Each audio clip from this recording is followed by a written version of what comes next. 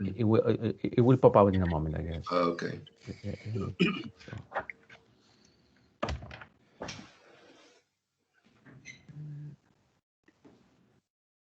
yeah, there should be the message now.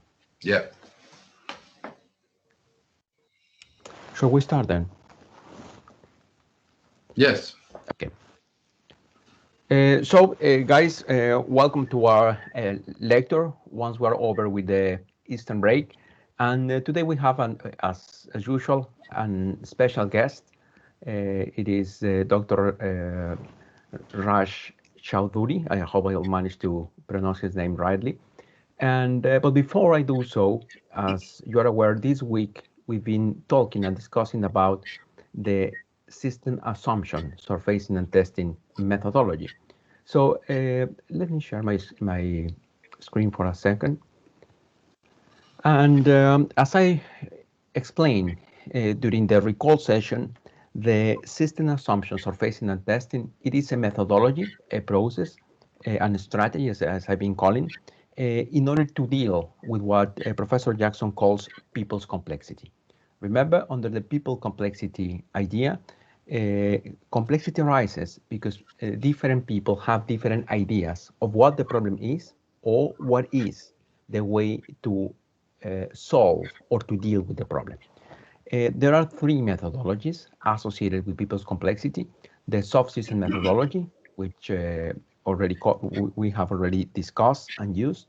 The interactive planning methodology, which is the stuff that we discussed with John last time we met, and the system assumption, surfacing and testing.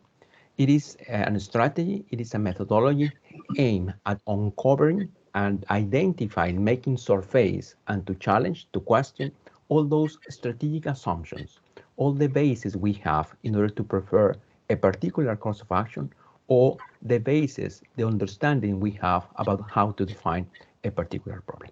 So before I carry on, let me just share this slide just for the recording. This week we have a tutorial. Remember, tutorials run on Thursday, so we have a tutorial at noontime and another group at 5 p.m. All you need to do is join one of those. Next week's lecture will take place on Wednesday at 10 a.m. And in 2 weeks' time, in a fortnight, our lecture will take place on Tuesday, 9 a.m. The tutorials will be running again on a Thursday, Thursday the 29th of April. Okay, so please take note of those changes because lectures will not be taking place on Mondays as usual.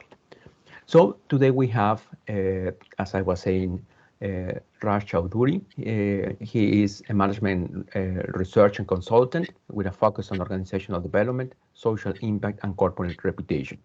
He applies system thinking in human-centered design and change management. He has advised different institutions in different parts of the world, India, Canada, USA, the UK, and Japan. And he is the author of a book called System Thinking for Management Consultants. So first of all, Raj, thanks so much for the time and the opportunity to have you with students. I'm pretty sure they'll learn a lot from your experience. Let me stop sharing. And the basic idea is for you to explain, to present whatever you want to share with us, and then Mike and myself will be asking some questions. The usual dynamic is that students having questions, they'll be sending over the questions through the chat option, or if they want to, they can also open their mic and ask any questions. So thanks so much, Raj. Really a privilege to have you with us, and over to you. Thank you very much, Roberto. I would begin by thanking both Mike and Roberto for inviting me to interact with all of you and the students today at the Hull Business School. It's always a pleasure and exciting for me to talk to all of you, myself having studied at the business school for a master's program in management systems quite a few years ago. I've got a small presentation to share today that we try and share it first of all, and then we can start off. Yeah.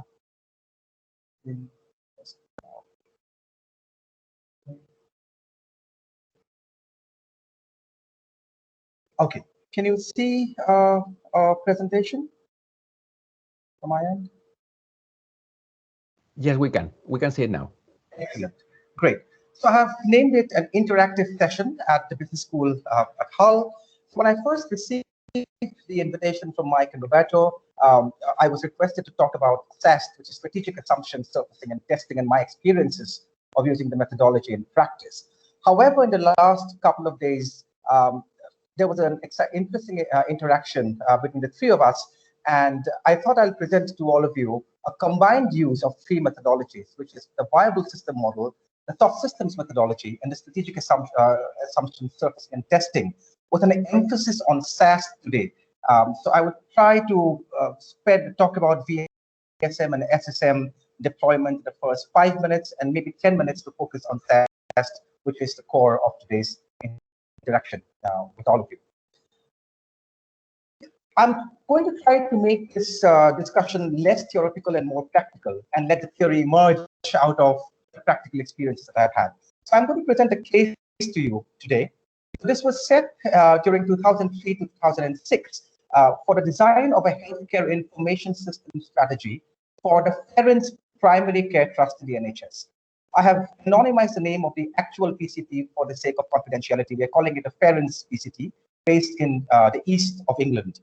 This project was part of a larger initiative called the Connecting for Health. For those of you who are not familiar, all the students at that time, the Connecting for Health program was a mega information technology project undertaken by the NHS to completely digitize the entire care pathway for the NHS, including the administration as well.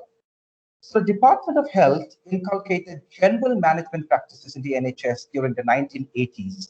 And the need for that was the increasing complexity of the National Health Service. It had multiple services within it, myriad of primary care trusts, secondary care trusts, and tertiary care trusts. So the thought of the Department of Health was that if we introduce things like strategy making, planning, performance management systems, goal setting, uh, work would be undertaken more effectively and efficiently. And that is why general management principles were introduced in the 1980s.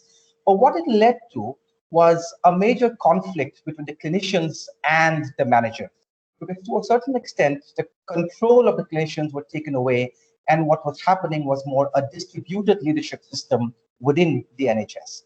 And we also know that a healthy manager-clinician relationship is central to ensuring the effectiveness in healthcare outcomes.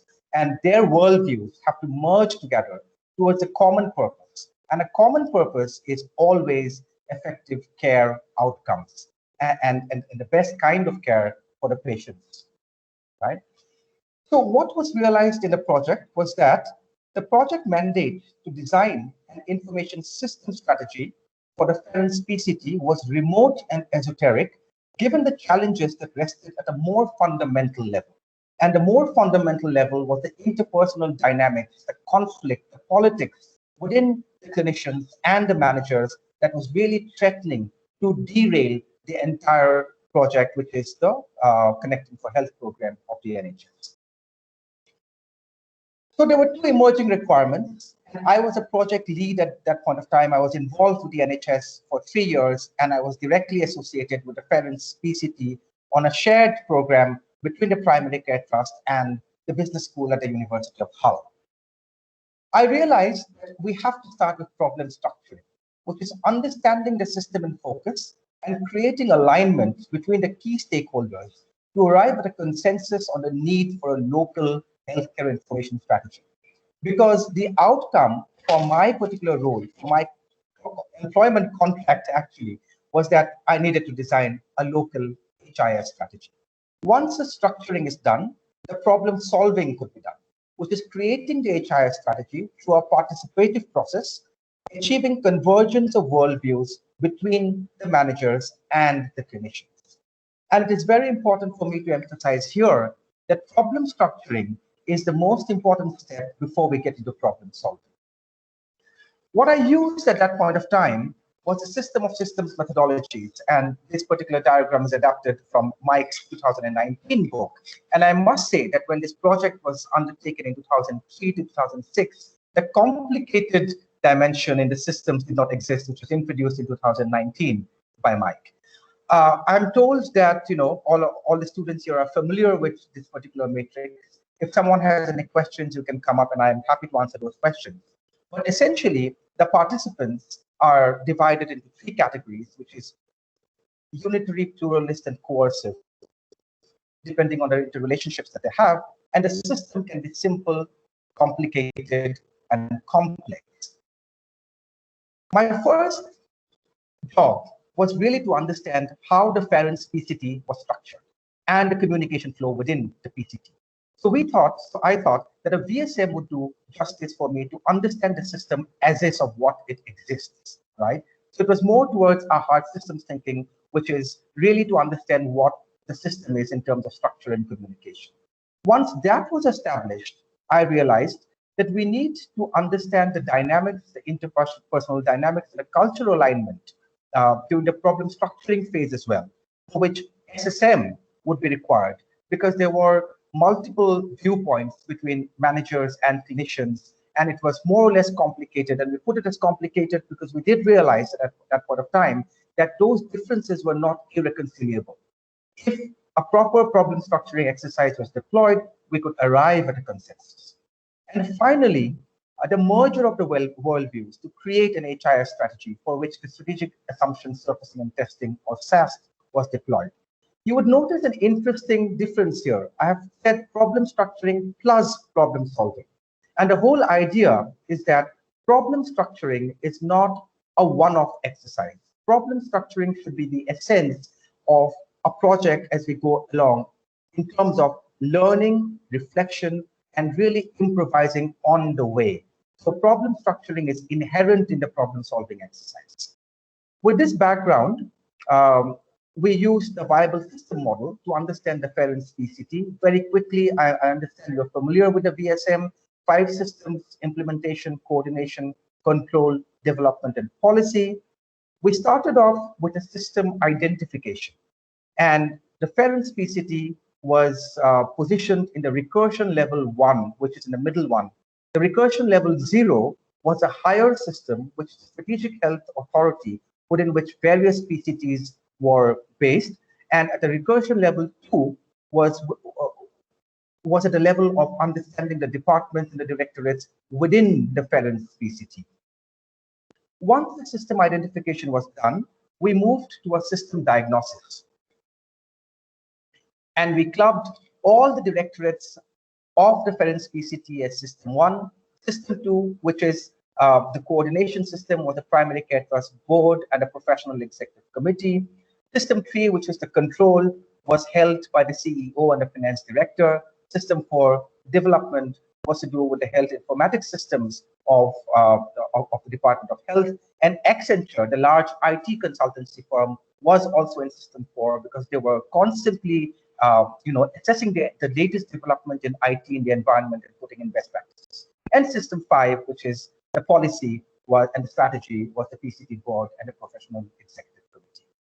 The VSM exposed certain problems and realities within the Ferenc PCT, which is a lack of implementation accountability of the Connecting for Health program. There was a coordination breakdown, lack of stakeholder involvement, and a system misalignment. So the actual work that was being done on the ground level was pretty distant from what should have been done in terms of problem structuring. And the management was just getting into problem solving directly at that point of time. So 2 challenges needed to be answered. Number 1 is why an HIS strategy was required, which is a process of reasoning rather than the process of choice making. And second, how an HIS strategy could be arrived at once the first challenge is addressed. Please let me know if I'm going too fast. I know I'm trying to go fast for the VSM and SSM bit. One step was established for requirement number 1, which is why an HIS was required, because with the VSM, we understood the system as is.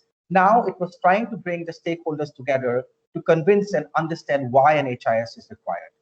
So the SSM, as you know, is a participative platform of stakeholders to bring together diverse perspectives and worldviews. It does not, and it's not meant to be used to unearth technical requirements, definitely not in this particular project. But here we tried to deploy the SSM to arrive at a convergence and exposure of worldviews, right? And seek consensus. And finally, the appreciation of human activity systems um, to understand the purpose of why we're trying to do what we're trying to do. So we went through the 7 stages of the SSM, which is understanding the situation considered problematical, using of rich pictures, the root definition, articulation, conceptual models, comparison with the real world, and agreement on the changes that need to be brought about, and finally, the action to improve. I do not have the time to go through the entire exercise, but I'm presenting a few vignettes of the SSM from that particular exercise. On the right-hand side, you see a typical rich picture that was drawn by a cardiac surgeon of one particular secondary care trust within the particular city where the Ferenc PCT was based. And these were some of the vignettes I have picked up, which was confusion regarding what was defined as information is always contextual. There was a lot of duplication of information. There was confusion over data ownership. There were inconsistencies in the use of information support platforms between the NHS entities. There was a non-adherence to standard taxonomies, and information accessibility was a problem. Inaccessibility was there despite its availability. Now, if you closely observe the rich picture, it was drawn by a cardiac surgeon, and I've put them in the black box on top. And you can see that the position they were in was quite a difficult position. There were demands and requests coming in from all sorts of stakeholders. If you look at what he writes below, is that he talks about too much of data, too little information, poor definition of data. There was pressure coming from the managers. If you see some of the managers on the right-hand side were actually depicted as devils with the trident with 3 prongs, trying to be after the life of the cardiac consultant. This is quite a funny depiction, but at the same time, it is really serious because it really shows the position that particular cardiac consultant was in at that point of time. Conceptual models were drawn by both the clinical and the non-clinical teams. What I would like to draw your attention to was, all said and done, their objectives were the same. The clinical perspective was better benefits to patients and carers through information systems. And for the managers, it was a consistent patient care.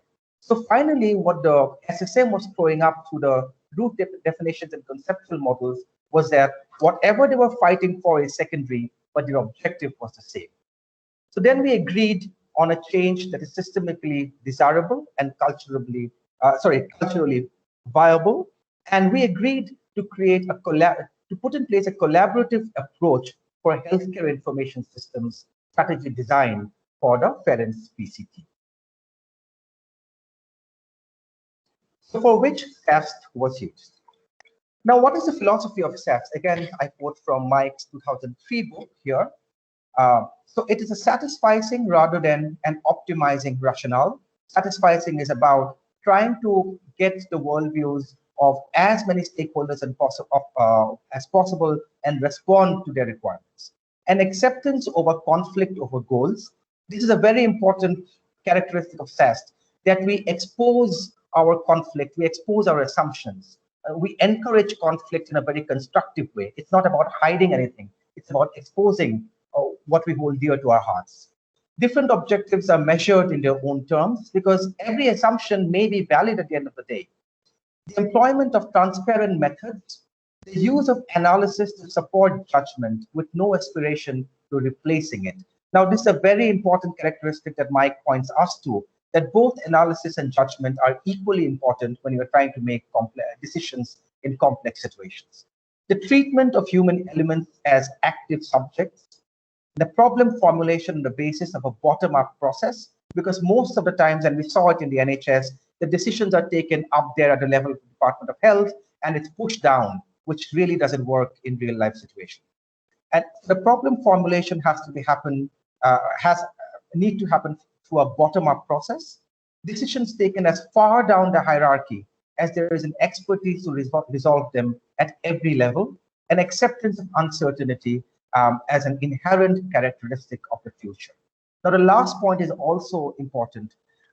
As you move along deploying a SAST, or SSM or any other systems methodology in the interpretive domain for that matter, we have to be constantly open to learn and be open to uncertainty and revisit the own models that we have built ourselves.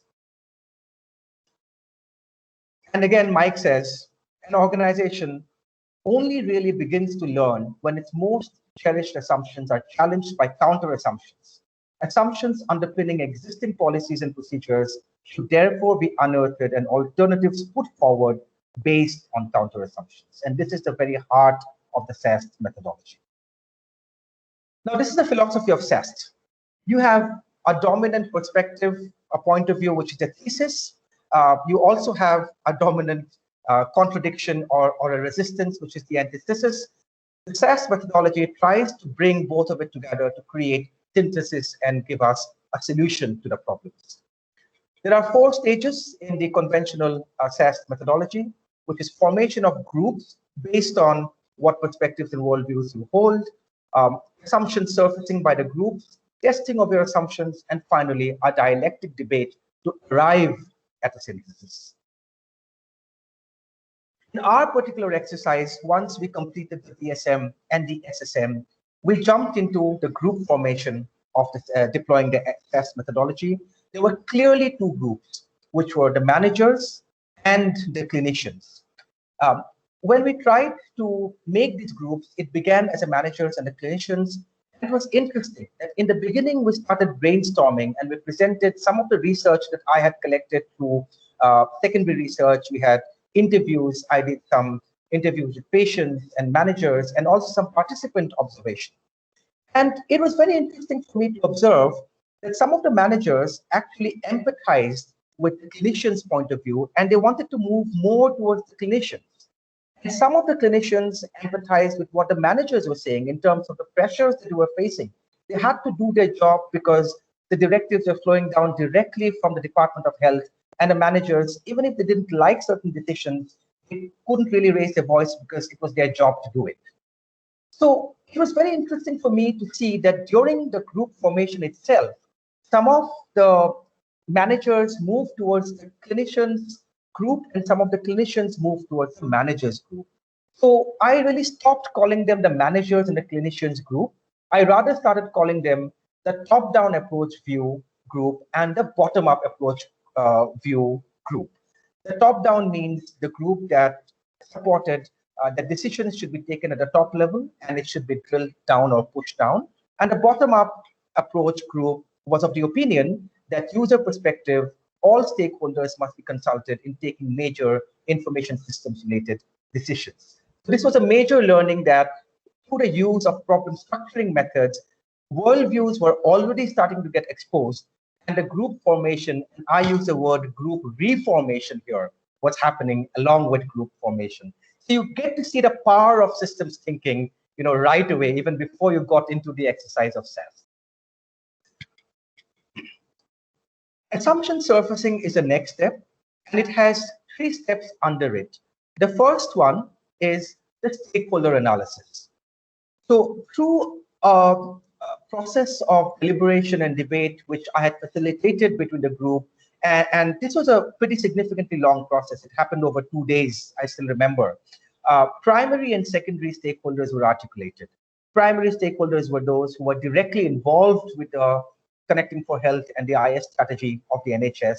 And the secondary stakeholders were those who were being affected, or even like the media, who were portraying the IT initiatives of the NHS in front of the public. So a wide stakeholder group was drawn up. And I must say here that this is not what we arrived at the beginning. Even at the end of the SAST, we had to come back and revise this particular stakeholder map. So it was a constant learning and iteration that was happening. Once the stakeholders were identified, the next step was assumption specification. The top-down approach and the bottom-up approach, and you don't have to read through all the assumptions, I know it's quite a bit. So they were asked to really specify what assumptions they held close to their heart. And they were numbered for a reason, because in the next step, which is assumption rating, we have to rate the assumptions in a 2x2 matrix, which is the certainty and the importance of those assumptions. So what it means for those of us who are not familiar with SAST is that, let's say on the left-hand side, assumption number 3 on top down, which is the media should be more positively engaged by the Connecting for Health. So the top-down approach group believed that this is the most certain assumption, that the media should be more positively, more closely involved. And it is also the most important assumption, because based on what the media is reporting, the public would form their opinions. So this is the logic of rating your assumptions in the 4x4 matrix. So you have 4 quadrants, right, from most certain to least certain. And the whole idea is that those assumptions, which is on the top right, which is most certain and the most important on the extreme right, are the ones that you need to go and tackle first in terms of problem solving, because they are most certain and most important. So both the groups rated their assumptions. The next step becomes very interesting, because there is a lot of deliberations between both the groups as the assumptions are being surfaced. And both groups at the end of the deliberations decided to really revise some of their assumptions. They got closer to one another. Their assumptions were clashed between both the groups. And some of them thought that some of the thoughts and perspectives and worldviews they held very strongly and in the beginning were untrue, or some of them may not be as certain as what they thought they were, or some of the assumptions which they thought was less important are actually very important, right? So that was, to me personally, the most exciting part of SAST, where the participants came back and revised their rating during this stage of SAST. Here are some insights. Both groups talked about the vested interest of the private IT industry in the Connecting for Health initiative for lucrative business contracts. It exposed the political drive of the initiative rather than genuine focus on patient care. The understanding of unnecessary complexity introduced by the management, an acknowledgement of lack of training for clinicians and IT skills, and exposed the lack of inadequate consultation. So this is some of the examples of how assumptions were changed. Group one that represented the top-down worldview changed their ratings and assumptions to indicate how the government policies and cost saving were more real threats. And group two that represented the bottom-up worldview actually changed assumptions to believe and to accept now that IT is actually, information systems is actually more important and not adversarial to them. The synthesis stage led us to create a normative approach to healthcare information systems, which had 6 steps, right, from needs assessment to stakeholder analysis to system specification, context analysis, risk analysis, and the development and deployment of the HIS in parents PCT. Now, I would like to bring to focus here that do not examine this particular figure for its validity from a technical standpoint. But what is important for us to realize is that there were 2 groups in the beginning who could not see eye to eye. They did not have any technical background. They were just managers and doctors. Yet they could come together, and systems methodologies enabled them to think differently and actually to put in place a normative approach to healthcare IS, a subject they had no background about. So we can keep arguing about how this particular model is inadequate in real life, but the point that I'm trying to make is that they could actually come together and present something which is useful. What we did with this particular normative approach was that we took it to the parents PCP management. I am looking at the last point over here, and this recommendation was made to the management to be taken up for technical discussion, refinement, and integration with the Connecting for Health program. So this was the first time that these 2 groups were brought together under one roof over a 3-day period through the SSM and SAST. The VSM actually took me 3 months prior to that, because there was a lot of in-depth exercise that we had to undertake. So I have branded the entire exercise as what I call strategic convergence. We are coming to the last couple of minutes of this presentation. I'm cognizant of the time. And I say that strategic is an act of great importance within an integrated whole or to a planned effect. And convergence is an act of moving towards union or uniformity. And I've said that you need to have the intent to come together. There has to be a worldview alignment, and there has to be action orientation in whatever you're doing. If you are not action oriented, and these are busy guys, mind you, doctors and clinicians, they will not come together for a 3-day period if there is no action. So these 3 criteria have to be filled to actually achieve strategic convergence, which is going beyond fact-based agreements to aspiring for what I call value-based consensus. So I have presented these detailed case studies in 3 papers in the past, and I was talking to Mike and Roberto yesterday that currently I'm working on a paper to bring this entire intervention together to portray how the 3 methodologies were applied sequentially.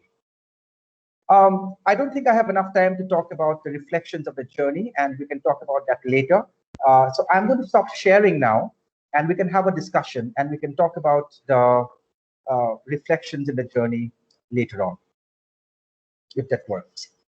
Yeah, that's really good, Raj. I think this has been a wonderful example, very didactical in the sense that you have shown how the pluralistic use of different methodologies was used in order to deal with the situation you had at hand. And it perfectly shows how the different methodologies are aimed at identifying and helping you to pinpoint the different issues or what Mike calls complexity. Complexity is not a unidimensional element. It has different dimensions, and the different methodologies help you in that endeavor. I think your presentation it comes at a perfect time because the students have been asked to undertake a case study, having all these different dimensions present on a case. And the idea for them is to identify what is the strategy, what we call the system-based methodology, that will help them identify specific issues within a given context.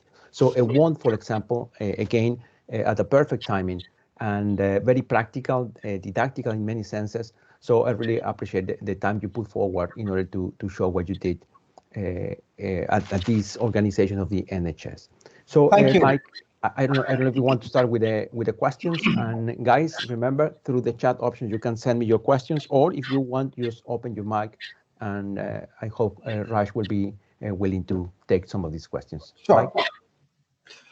Okay, Roberto, thanks, and thanks, Raj, for doing 2 things, really, showing the use of different systems approaches and giving us a good overview of SAST.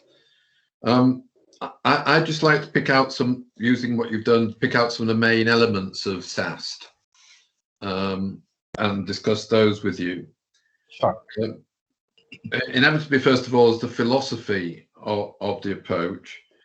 And this will look to a systems engineer or somebody acquainted with the viable system model or system dynamics as a radically different way of using systems ideas. It's philosophically totally different to the way that systems engineers would use systems ideas. And it comes from American pragmatism. And the person who most influenced SAST was Churchman, C. West Churchman. Churchman said that one of his statements was that the systems approach begins when first you see the world through the eyes of another. So again, emphasizing a very different approach. This is not about systems in the world, but it's about how different individuals, different groups, actually see the world, and trying to get at the way that different individuals and groups see the world. Do you want to comment on that? Yeah, absolutely. I agree with you, Mike. And in fact, I like the way that you pointed out the difference in perspectives of how a systems engineer would see this. So this is something I've constantly thought about, and I've called myself a pragmatist all throughout my life. So I think one of the biggest benefits that an education in systems thinking, a formal education, got me is that how can I use systems methodologies in a pragmatic way, in a more practical way. And even if you look at the application of the viable system model here, I have used it from two perspectives, which is a structuralist and the interpretivist. From a structuralist perspective, I have tried to understand the as a structure, the system as it exists. But however, the VSM here, I have used it creatively with participant observation, with interviews, with studies of secondary literature, and that really let me understand how the system as is really operates, the worldviews that were coming out, the breakdown of the communication, the misalignment between the NHS top management and the implementation bodies. And that is what actually got me into the more soft systems thinking, the interpretive systems thinking, and bring in SSM and SAST. And the structure, the systems engineers might want to come and challenge that this is a different way, or this may be an ineffective way for them. But the point is, the first design of the Connecting for Health program was introduced with systems engineering mindset because it completely missed out on stakeholder engagement, and it led to a complete failure of that work. So my message is both the systems, the hard systems, the soft systems, and the critical systems thinking approaches need to come together if we have to come to solutions that are sustainable and more meaningful and empowering. Yeah, it's in all kinds of areas. When people talk about the failure of project management, for example, which often adopts a systems engineering approach, it's exactly because there isn't this stakeholder involvement. In other words, they don't look at the soft systems aspects of it as well, how the different stakeholders are reacting to the project and what they want out of it, etc. So it's a general issue across a variety of, I guess, sub-disciplines of management science that we need to work together using different methodologies. Yes, absolutely. And I've also seen how through the whole process of, as a consultant in different consultancy projects, I've constantly moved between the different perspectives. It's not that, once my mind is made up on a hard system, the whole process will be like that. And the constant agility and the philosophical openness is something that I really cherish. And not only I cherish, I think that's what's important and necessary as well. Yeah. Yeah, you have a word. Is it flexible systems? What do you call it in your book? Flexible. Yes. So my book that was published in 2019 is called Systems Thinking for Management Consultants, and it's got a subtitle. It's called Holistic Flexibility. And thank you for bringing this. Yeah, thanks for bringing that up, Mike. So the concept of, I call it a conceptual lens, where I really bring together holistic thinking and flexibility. Holistic thinking, I talk of holistic thinking in three basic concepts. One is, the beginning is boundaries. How are you really understanding your boundaries? Where are you setting your boundaries, and why are you setting those boundaries based on your facts and values? Once you set your boundaries, what are the interrelationships? The second keyword, understanding of interrelationships and emergence, because there's constant emergence. The system is emerging itself through your intervention constantly. So boundaries, interrelationships, and emergence on one side, which is on holistic thinking. On flexibility, I talk about three kinds of flexibility. The most important, the basic, is cognitive flexibility. Are you able to think flexibly, shift between different philosophical paradigms?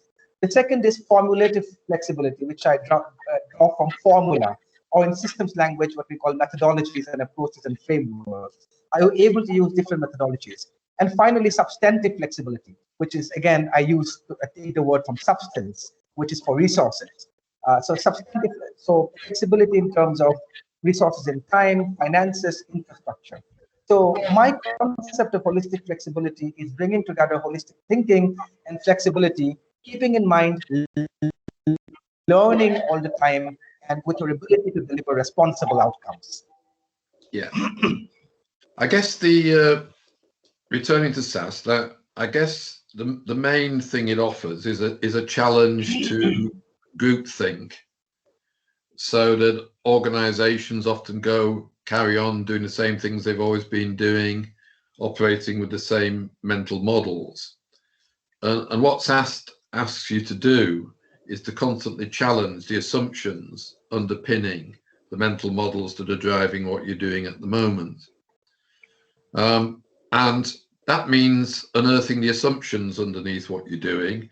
And SAST sees the best way of doing that as asking questions about what you're assuming about the stakeholders.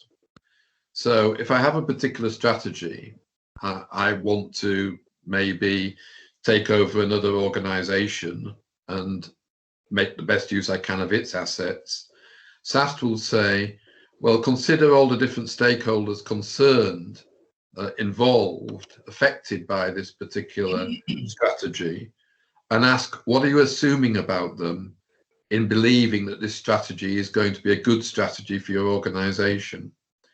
So this looking at assumptions and drawing out assumptions through looking at what you're assuming about the different stakeholders seems to me perhaps the most powerful aspect of the approach, the stakeholder analysis bit. Yeah, absolutely agree with you, Mike. And I think this is something I personally observed and experienced with the example that I've cited just now.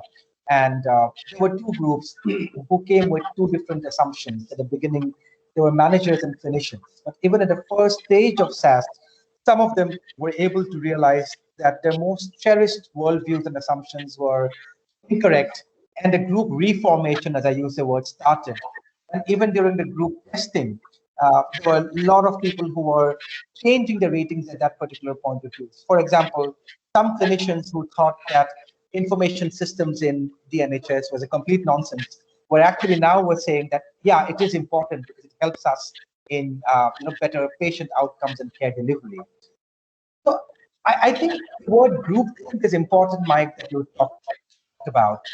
Once you start hanging around with people who think similar, who have the same worldviews, um, you tend to cherish particular points of view which may be very limited in their scope and limited in the worldviews. And unless they are surfaced, challenged, clashed in a very respectable and very constructive way, the worldviews can change and can be reformed. Like we have enough examples in history where groupthink has led to financial crisis, has led to wars, have led to undesirable decisions that the global economy and politics are facing. Yeah, good. I'll make one more point before we hand over to Roberto and the students. In your study that you presented us with there, you seem to be seeking to gain a convergence between the worldviews of the managers and the clinicians. But SAST can be useful even if it doesn't manage to bring about a convergence, a compromise, a consensus, if you like.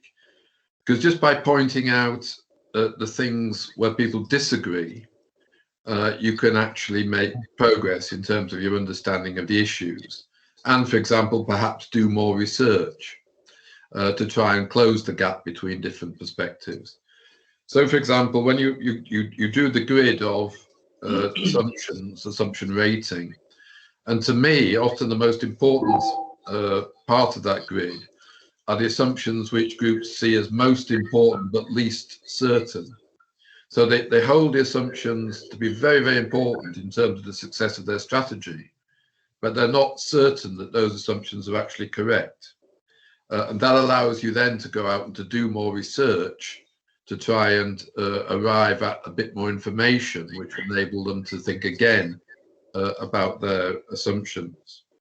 So a SAST approach doesn't necessarily have to end with a consensus. It can end with people continuing to disagree but ready to do more research, or it can end with decision makers just making a decision. So, for example, the example I had in the book, where it was used with the US Census Department by Vince Barabba, they decided to stick with the outcome of the census in terms of the numbers on the census. They didn't modify it according to those who didn't return forms, etc. And when that was challenged in the courts, they could at least demonstrate that they'd taken all the different assumptions into account. So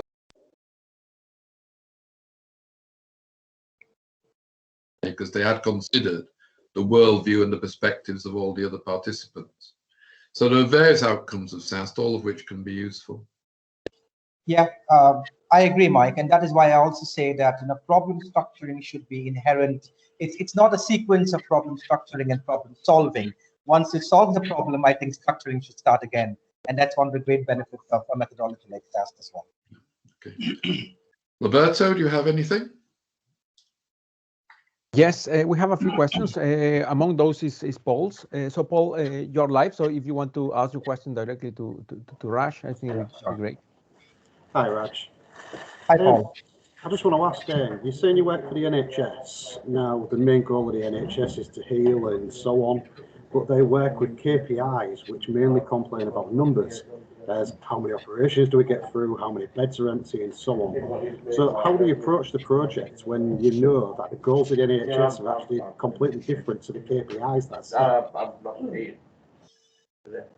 Yeah, thanks, Paul. That's an interesting question, and I'm trying to remember how I addressed that particular aspect. In 2003 is when I started this work, but you know, KPIs and putting numbers that I said started in the 1980s in the NHS, and the whole introduction of performance management system was greatly abhorred by the clinical staff because they took it as something where they had to just churn out numbers and the focus on patient care. There are several reports that show that focus on clinical care and patient outcomes were actually declining because of that, right?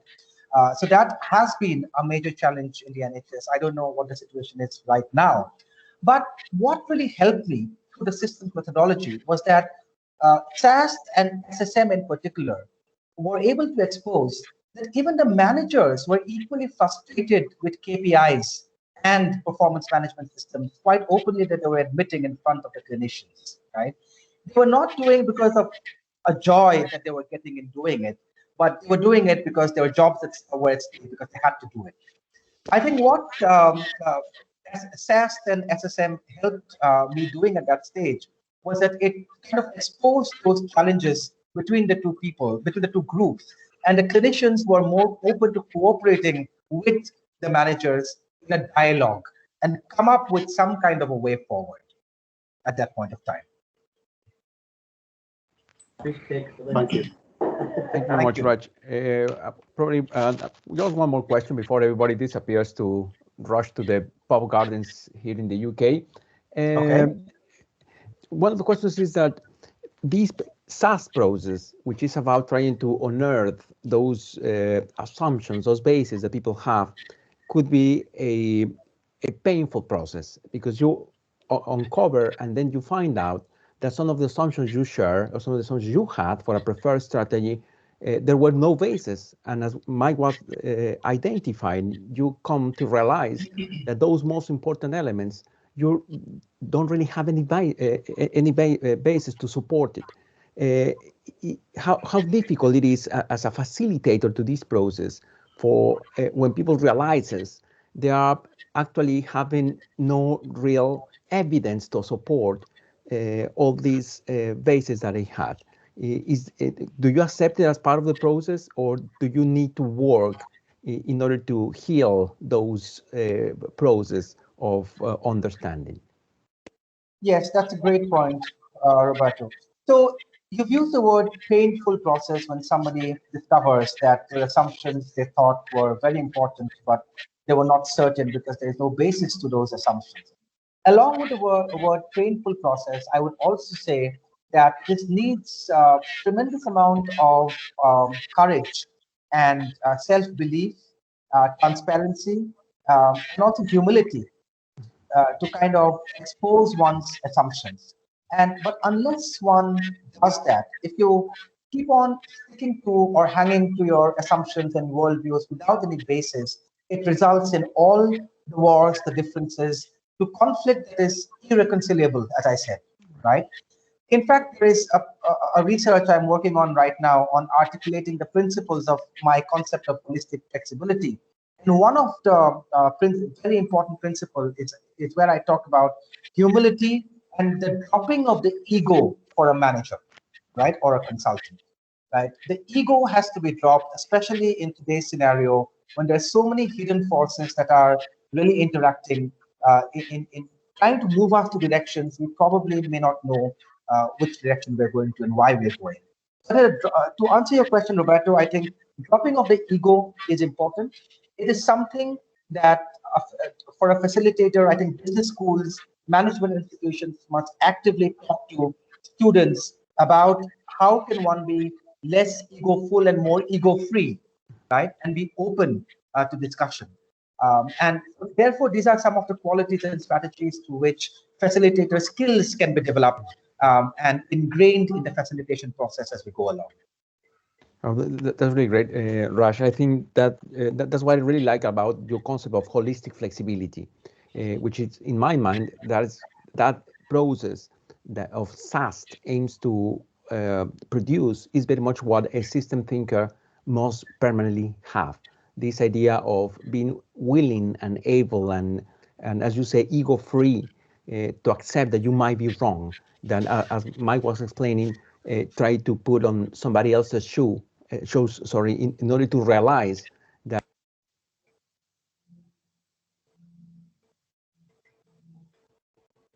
Roberto, we've lost you, I think. Raj, can you still hear me? Sorry, I got muted somehow.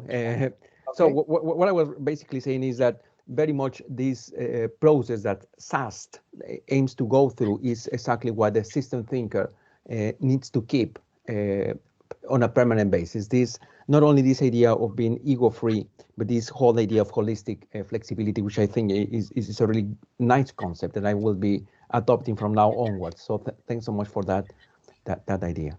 There's a good example of that, Roberto. Yes. And Raj and I were talking about this because SAST is being reinvigorated these days and reborn as an approach called red team thinking. All right. Now, red team thinking originated in the US military, but is now increasingly being used in organizations.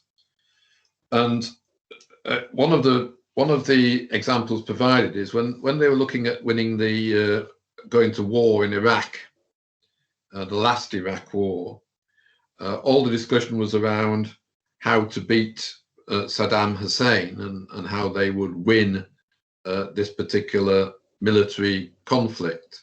So they had this kind of arrogance about their worldview, that it was a military matter, they could deal with the opposition, they could win the war, and it was all relatively simple. And then somebody came along and questioned that, and they said, well, how would Saddam Hussein win this war? And they'd never given any consideration to that particular question before. But somebody came along and said, how would Saddam Hussein win this war? And of course, the answer to that was that he wouldn't fight. He wouldn't get his people fighting in fixed battles, using a fixed battle plan. They would all retreat to their strongholds and fight a guerrilla war.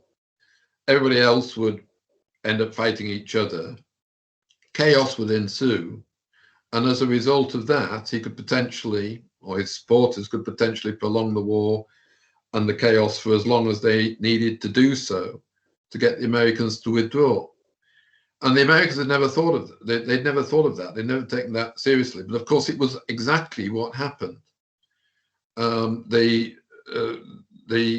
It became a long, drawn-out political issue rather than simply just a military one of winning the war.